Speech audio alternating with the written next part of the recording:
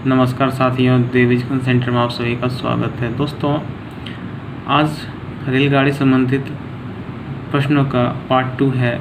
हमने पहले पार्ट में सीखा था कि उसके बेसिक्स जाने थे और उसके रिलेटेड कुछ प्रश्न भी सॉल्व किए थे। आज ट्रेन संबंधित प्रश्नों में आज हम फिर कुछ और प्रश्नों को सॉल्व करेंगे। चलिए दोस्तों, शुरुआत करते। पहला प्रश्न लेते हैं। पहला प्रश्न है, 45 किमी घंटा की चाल से जाती हुई रेलगाड़ी किसी पोल को 10 सेकंड में पार करती है, तो रेलगाड़ी की लंबाई क्या है? इसमें रेलगाड़ी की लंबाई पूछ रहा है। ठीक है, इसमें रेलगाड़ी की लंबाई पूछ रहा है। तो आप जैसे हमने आपको कल बताया था कि इसका एक फार्मूला होता है, चाल बराबर, हम पहले फार्मूला को लिखेंगे, दूरी बटा समय। ये इतना को आपको रट जाना है। तो चलिए दोस्तों, इसमें चाल क्या है? 45 किमी है। अगर कभी किमी घंटा में रहे तो हम उसको 5/18 से गुना करेंगे। उसके बाद हमारा रेलगाड़ी की लंबाई पूछा है, यानी लंबाई जो हमारा डिस्टेंस होता है उसी को हम लंबाई भी बोल रहे हैं। इसमें यही होता है। तो लंबाई को हम अगर दूरी रखना दूरी रख लीजिए, या फिर x मानना है x मान लीजिए। तो चलिए हम यहाँ पे दूरी ही रखते हैं। दूरी प्लस में क्या है, टाइम इसका 10 सेकेंड, ये हो गया। तो अब हम इसको काटते हैं। 9 दूनी 18, 9 पचे 45, ये हो गया। 2 पचे 10, ये हो गया।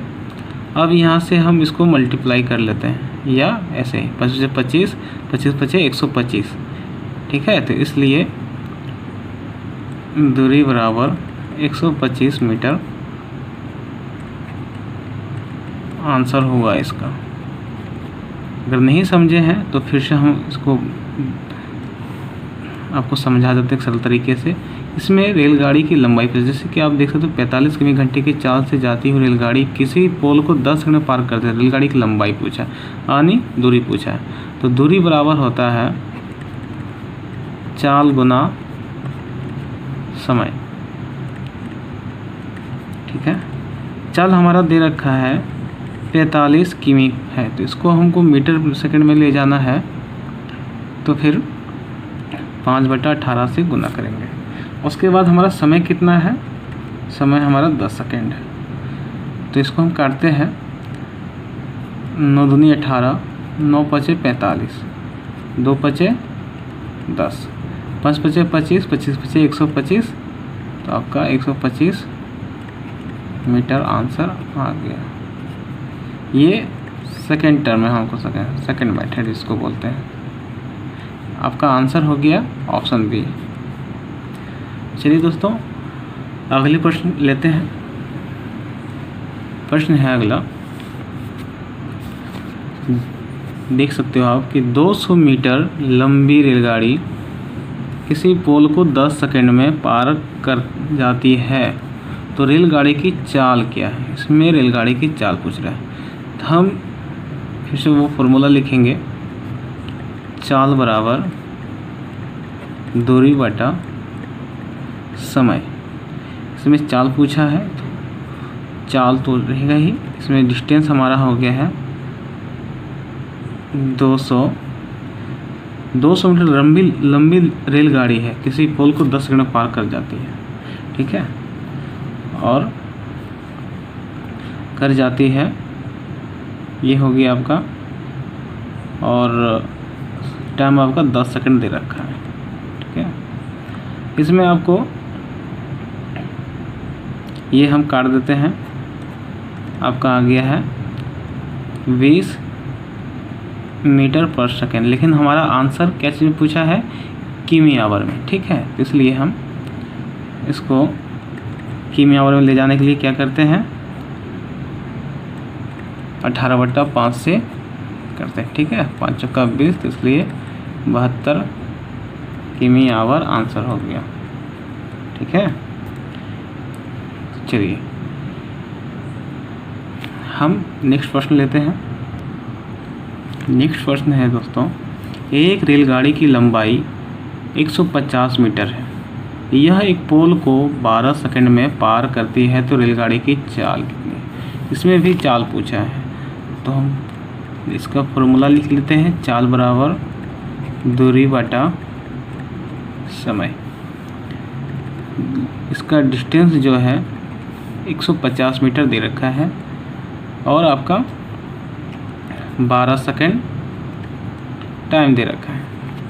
ठीक है, अगर हमें इसे काटना है तो हाँ दोस्तों, उसके बाद ये आपको किलोमीटर आवर में ले जाना है तो आपको मल्टीप्लाई करना होगा 18/5 से। हम यही कर दे रहे हैं। ठीक है, चलिए इसको आप काटते हैं।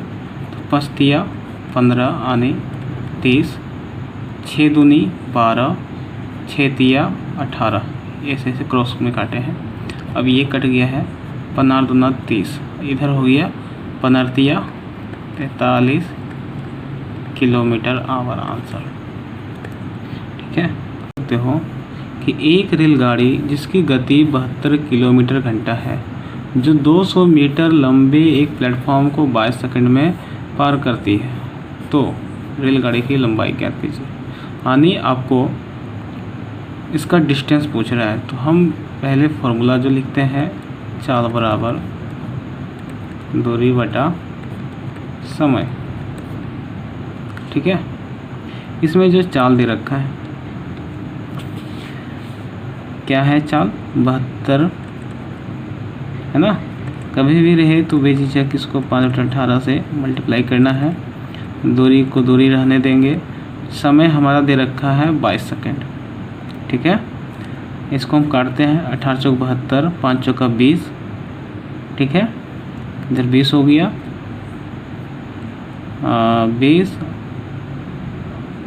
20 और इधर 20, इसलिए अब यहाँ हम कर देते हैं। इसलिए दूरी बराबर 22 गुना 20 बराबर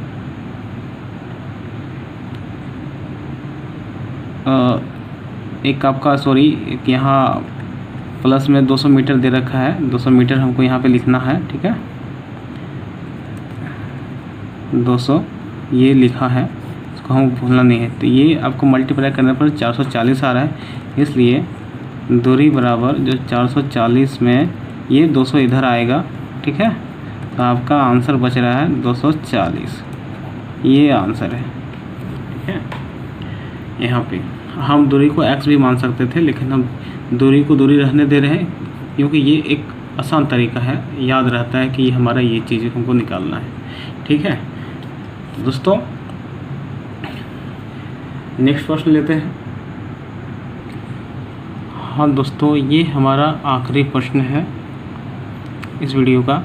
तो देखिए प्रश्न क्या है। 145 मीटर लंबी एक ट्रेन 655 मीटर लंबी एक पुल को 36 सेकंड में पार कर लेती है, तो ट्रेन की चाल ज्ञात कीजिए। ठीक है, ट्रेन की चाल ज्ञात कीजिए। तो सबसे पहले हम फॉर्मूला लिखेंगे। चाल बराबर दूरी बटा समय। ठीक है, चाल को हम चाल रहने देंगे। दूरी में आप देख लीजिए, जब भी कभी दो लेंथ दिया हो, ट्रेन का हो, प्लेटफॉर्म का या दो ट्रेनों का हो, तो हमेशा लेंथ को हम ऐड करते हैं। तो लेंथ ऐड करते हैं, कितना है 145 और 655।